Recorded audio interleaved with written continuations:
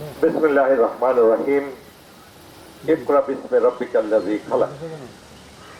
প্রিয় সুধীমণ্ডলী, প্রথমত আমি বাংলা একাডেমিকে ধন্যবাদ জানাচ্ছি যে প্রতি বছর এই ফেব্রুয়ারিকে কেন্দ্র করে তারা বই মেলার আয়োজন করেন এবং এর উদ্দেশ্য হলো জাতিকে বুদ্ধিভিত্তিক দিকটাকে আরো উন্নত করা, শক্তিশালী করা। আজকের এই বইমেলা শুধু বইয়ের পরিচিতি এটাই যথেষ্ট নয়। আমাদের পুরো জাতিকে যদি আমরা একটা শক্তিশালী বুদ্ধিভিত্তিক জাতি হিসেবে গঠন করতে চাই, বইয়ের কোনো বিকল্প নেই। আজকে আমরা বই বিমুখ হয়ে মোবাইল মুখী হয়ে গেছি।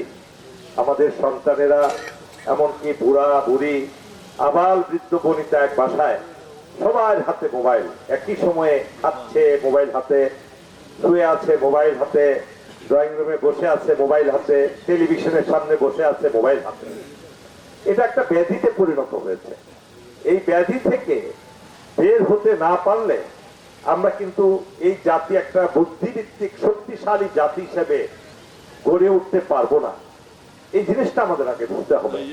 আমি কত বই লিখলাম, আপনি কত বই লিখলেন, এটা ঢেকুর তোলা যাবে, আত্মতৃপ্তির ঢেকুর, কিন্তু সেই বই যদি কেউ না পড়ে তাহলে লিখে লাভ হলো কি? আমি আবারও অনুরোধ করবো, এই রমজানের শেষ মাথায় এসে কারো কথা শুনতে ভালো লাগে না। আমি এই কথাগুলো গতবারও বলেছিলাম। এই জুলাই বিপ্লবটা হলো, এই জুলাই বিপ্লব যদি না হতো তাহলে কি হতো দেশে, সেটাও একটা চিন্তার বিষয় আছে, ব্যাপকভাবে চিন্তা করার বিষয় আছে। এর উপরে বই লেখা আছে, এখানে বই পেয়েছেন আপনার 2-3টা। আর আমি সংক্ষেপে আমারটা বলছি। আমি আমার 5ম বই রাওয়া প্রকাশনী প্রকাশ করেছে, সেটা হলো মেজর মোহাম্মদ আব্দুল গনি, একটি জীবন একটি ইতিহাস। আমরা এই বর্তমান প্রজন্ম কে জানি যে বাংলাদেশের ইস্ট বেঙ্গল রেজিমেন্ট, যেটা বাংলাদেশের স্বাধীনতা যুদ্ধে নেতৃত্ব দিয়েছে, সেই ইস্ট বেঙ্গল রেজিমেন্টের প্রতিষ্ঠাতা কে ছিলেন? এটা আমরা জানি না। এখানে যারা বসে আছেন তারাও হয়তো অনেকেই বলতে পারবেন না। এটা আমি বিশ্বাস, দৃঢ় বিশ্বাস। কারণ আমরা জানি না এই ইস্ট বেঙ্গল রেজিমেন্ট, যে রেজিমেন্ট স্বাধীনতা যুদ্ধের নেতৃত্ব দিয়েছে, সেই প্রতিষ্ঠাতা সম্পর্কে আমাদের কোনো জ্ঞান নেই। বহু আগে একটা বই ছিল তার জীবনের উপরে তিতাস চৌধুরীর লেখা। পরবর্তীতে আমি চিন্তা করলাম, জাতিকে যদি এই বীর পুরুষ সম্পর্কে না বলা যায়, জানানো যায়, তাহলে একসময় জাতি তাকে ভুলে যাবে। সেই কারণে আমার বইটি লেখা, একটি জীবন একটি ইতিহাস। এই বইটি, এর আগে আরো 4টি বই আপনারা পাবেন। আমার শেষ কথা হলো, আমাদের rava retired arm forces officers welfare association, আমরা এই প্রতিষ্ঠানটি দিয়ে চেষ্টা করছি। আপনারা জানেন না যারা, তাদের জন্য বলছি, আমাদের 3 বাহিনী, সেনা, নৌ, বিমান, এই 3 বাহিনীর অবসরপ্রাপ্ত অফিসারদের একমাত্র প্রতিষ্ঠান হলো রাওয়া। সংক্ষেপে এই রাওয়া সব দিকে আমরা চেষ্টা করছি সর্বতভাবে চতুর্মুখী দিয়ে আমরা দেশের কিছু অবদান রাখার জন্য, আমরা বুদ্ধিভিত্তিক অবদান রাখার জন্য আমাদের এই প্রকাশনা আছে এবং আমরা সমৃদ্ধ করেছি আমাদের লাইব্রেরিকেও। আপনারাও সেখানে ভিজিট করতে পারেন এবং ইনশাআল্লাহ উত্তরোত্তর আমরা থিঙ্ক ট্যাঙ্ক গঠন করছি। এটা দিয়েও আমরা জাতির কাছে অবদান রাখবো। আপনারা আমাদের পাশে থাকেন। আপনারা দূরের কেউ নন। আমরা সামরিক বাহিনী বলি আর আমাদের আত্মীয় স্বজন বলি, সব আমরা একাকার। আমরা কিন্তু একই দেশের নাগরিক, একই ভাষার অনুসারী, একই ভাষায় কথা বলি এবং ম্যাক্সিমামই একই ধর্মের অনুসারী। আমি পরিশেষে আপনাদেরকে বিশেষভাবে অনুরোধ করবো, যারা মিডিয়াতে দেখবেন, পরবর্তীতে আমার কথাগুলো শুনবেন, চলুন না আমরা সকল লোভ, হিংসা, অহংকার, ঘৃণা, পরশ্রীকাতরতা থেকে ঊর্ধ্বে উঠে সেই মহান প্রভু, তার যে প্রথম বাণী, সেটা ছিল ইকরা বিসমি রাব্বিকাল্লাযী খালাক। অর্থাৎ আমাদের সৃষ্টিকর্তা মানব জাতির উদ্দেশ্যে বলছেন, তোমরা পড়ো। তারা এখানে আল্লাহ রাব্বুল আলামিন বলেন নাই তোমরা ক্ষমতা দখল করো, তোমরা তোমাদের ব্যবসা বাণিজ্য বৃদ্ধি করো, টাকা পয়সা অর্জন করো, দৌড়াদৌড়ি করো, খেলাধুলা করো।